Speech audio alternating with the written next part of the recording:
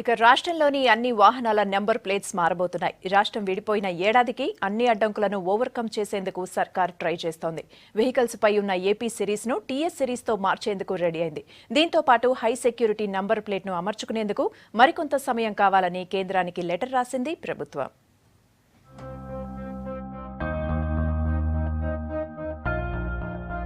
రాష్ట్రంలో ఇన్ని రోజులు ఏపీ నంబర్ ప్లేట్తో తిరిగిన వాహనాలు ఇక నుంచి కొత్త సిరీస్లోకి చేంజ్ అవనున్నాయి. ఇప్పటికే కొత్త వెహికల్స్ కు టీఎస్ నెంబర్ అలాట్ చేస్తున్న రవాణా శాఖ పాత వాహనాలకున్న ఏపీ అనే లెటర్లను తుడిచేందుకు రెడీ అవుతోంది.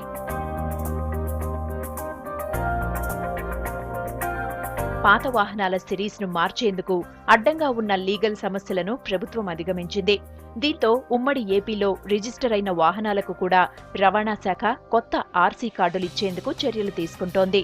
ఒక్కో నంబర్ ప్లేట్ మార్చేందుకు ₹200 ఛార్జీగా నిర్ణయించింది. సుప్రీంకోర్టు ఆదేశాల ప్రకారం ప్రతి వాహనానికి డిసెంబర్లోగా హై సెక్యూరిటీ ప్లేట్ ఏర్పాటు చేసుకోవడం మస్ట్.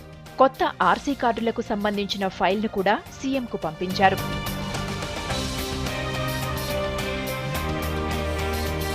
రాష్ట్రంలో దాదాపు 40 లక్షల వాహనాలున్నాయి.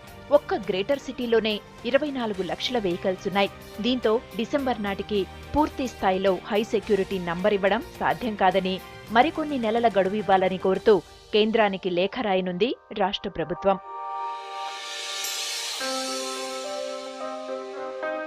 టీఎస్ సిరీస్లోకి వాహనాల నంబర్లు మారుతున్నా జిల్లాల కోడ్, రిజిస్టర్డ్ వెహికల్ నంబర్ పాతదే ఉంటుంది. ప్రస్తుతం ఏపీగా ఉన్న చోట టీఎస్ అన్న అక్షరాలు మాత్రమే కొత్తగా ఏర్పాటు చేసుకోవాల్సి ఉంటుంది.